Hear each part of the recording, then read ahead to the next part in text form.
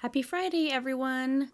So for today, I have just a couple of quick flips. Even though they're quick, I just wanted to be able to show you guys that they still can make a big statement in your home. So you can take a small piece and change it up a little bit, and it can make a big impact. So I have these two stools that I got. They were $12 each. I'm going to clean them up.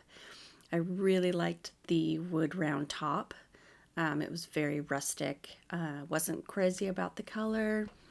So we're going to spray paint the base and we're going to remove the finish on the wood. So first things first, we're going to clean it up. We're going to take the hardware off, remove that.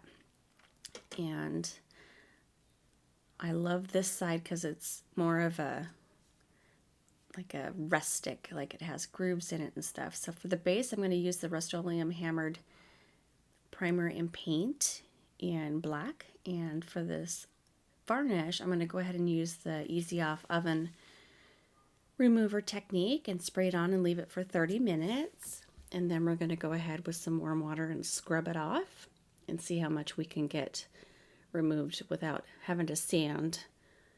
I don't want to sand too much on the top side because of the grooves and stuff. I really like the way it looks. So I'm just going to take my scrub brush. You can see it was working really well. Sometimes this technique doesn't work that great, but on these it did. It worked really well. So that's what it looks like wet, and here it is when it's dried out. It has a beautiful tone to the wood.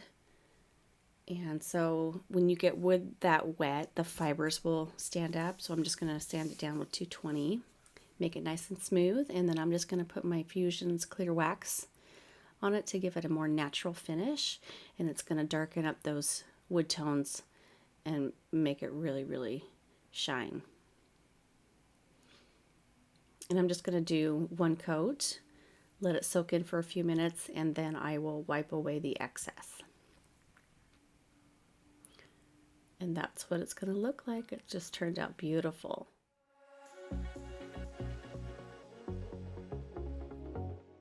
So I acquired this little bench for free from a neighbor, and he also gave me two really old vintage sewing tables with the actual sewing machines in them. So I think this bench kind of went with one of them, and it's really cute. Let me see if I can open this up here. It's got a little area to store stuff, and it just sits in there. But I'm thinking this is probably the original fabric on there, but we'll take this off, clean it up, paint the base, and I have a really pretty fabric in mind that I'm going to put on there, and that should bring this up to the 2000s at least. So we'll see how it turns out. Okay, so I already had cleaned this up with the Fusion TSP, and I'm going to go in with my Fusion Coal Black, and we're going to paint the base. I did 2 coats of the coal black just to give it a complete dark black look, because there was a little bit of the brown showing through on the first coat. So of course I have my trusty helper Rocky with me, wondering what I'm doing.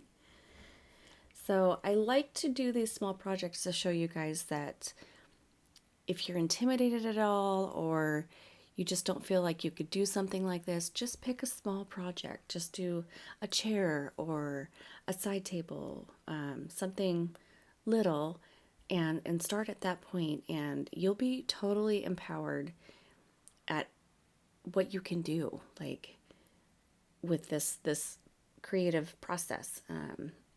That's what I did. I started small, and I was like, wow, it actually turned out pretty good. And then as I continued, I got bigger and bigger and did more challenging projects. But you guys can do it. It's really not that hard. So for the top part here, we're going to just remove that old fabric, and I'm going to add a little bit of batting. It was kind of flat, so I'm going to add a little bit of batting to add more cushion to it. And then I got this at a thrift store. I thought it was beautiful, especially for like a springtime project. But we're just going to go ahead and cut it out. I cut it probably way bigger than I needed, but going to cut it out, and then we're going to staple it on. I have an electric stapler, but you don't have to have one of those. You can have a regular hand one.